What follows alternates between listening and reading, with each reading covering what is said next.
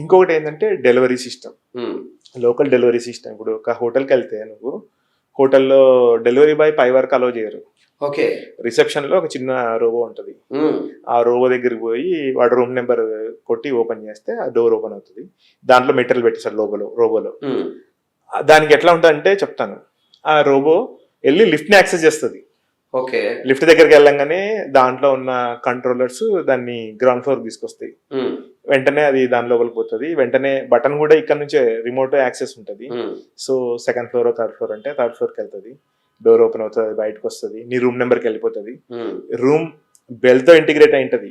Land line లోపల land line తో integrate ఉంటుంది. ఉమ్, అక్కడికి పోయినమ్మడే బెల్ మోగుతుంది.